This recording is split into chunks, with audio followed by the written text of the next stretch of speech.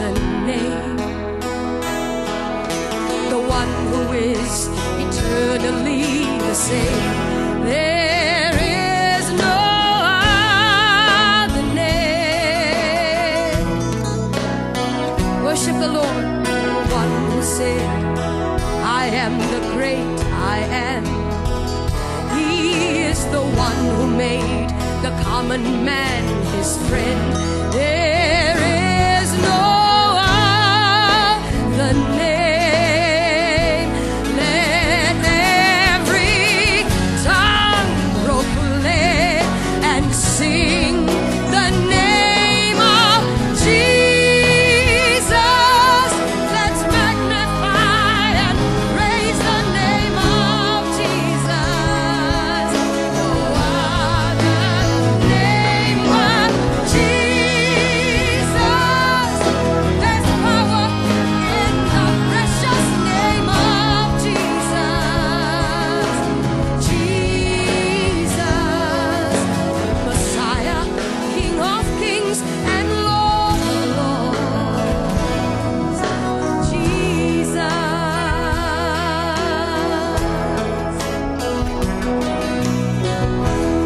I was not born in a Pentecostal Christian family, church. I was born in an Orthodox priesthood Hindu family. I was born in a Hindu family to Brahmin priests. My grandfather, my great-grandfather, and my great-great-grandfather were Hindu priests. It was unthinkable and offensive for a daughter of a granddaughter of a priest to come away from that system. I was so hungry for God.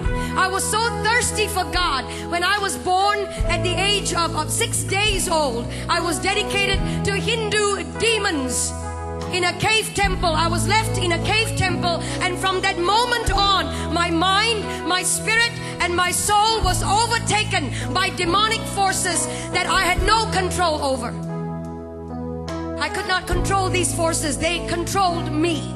Every decision I made, everything I became. I began to learn to worship the names of over 2,000 gods. Over 2,000 gods by memory. It was required of me. It was required of the priesthood. And I, as an obedient daughter of a priest or granddaughter of a priest, I learned the names of 2,000 gods. At the age of 19 or 20, I was so hungry for God, but I did not know His name, where He was, who He is. And so I started a journey of pain and darkness. At the age, in my late teens, in 1920, I became discipled under a witch. And the reason I went into that was not to harm anyone, but to find God. Any which way at all. When you're hungry, you get desperate. And when you're desperate, you will do anything to find God. And so I went after Him. And I didn't find Him in the pages of Hinduism. I didn't find Him in the pages of the priesthood creed. I didn't find Him in the pages of mantras and prayers that I was taught to believe in. I didn't find Him in the rooms of temples. Huge temples. I would go into that and want to look for God. There was one time I was in southern India, and there was in this temple. I went in and I opened the curtain. There was a veil that divided the holy area from the rest of the public. Well, I couldn't wait. I had no authority to go into that area. Only a male priest could go in there. I opened the curtain, and there was a 10-foot idol. 12 arms, 12 faces, myriad number of eyes. He didn't see me. He couldn't hold me. He had eyes and could not see me. Years down the road, I was struck with a demonic pain in my body. From the top of my head to the tips of my feet, I would be in pain. Painkillers and suicide came the order of the day. I took painkillers every day, more than the required dose, just to knock myself out. And in my mind, it was one thought: if I ended my life, I would end the pain. And so I was sitting at the edge of my bed, possibly on the last day of my life on this planet. Sometimes, when it all looks lonely, you feel that nobody really cares. Hear me, young people. He's watching over you. He's watching over you. And it may not be tangible, but He's over you. And He loves you. And He'll come through for you if you would just focus on Him and let the other stuff go. And I was sitting at the edge of my bed, frustrated, fed up. And I cried out like you have cried out, Jesus! I'd heard of that name when I was growing up. Christmas cards. Christian people that would come to my door and tell me He died for you. And I would resist them and argue with them. Proud and arrogant of the priesthood that I belonged to. Ignorant. And when I cried out, Jesus, the presence of a holy God began to filter through that room. That room was darkened. The lights were switched off. I was sitting on the edge of my bed. I never saw His face, but His voice was as audible as anything that I've ever heard before. I am Jesus. I am God. And He touched my body.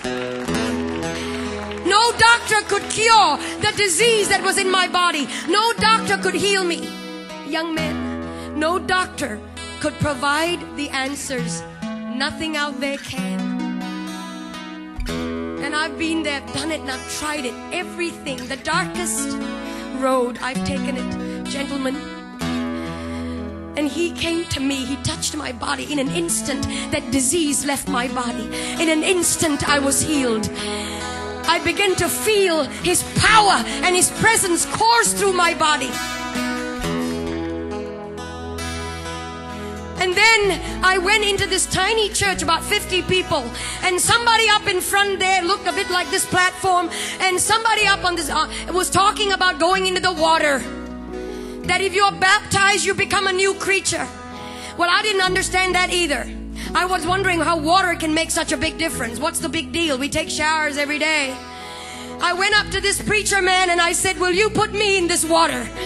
Because everything and anything He wants me to do, I'm ready to do it. He has set me free. He has healed me. Anything and everything. No matter the price. No matter. And so they put me in that water. When I came out, legions of demonic influences broke free from me. And I was set free, church. And today, depression is going to go. Heart disease is going to flee. Jesus is in this house. He's here. And if you can shout unto God, say Jesus. Shout Jesus.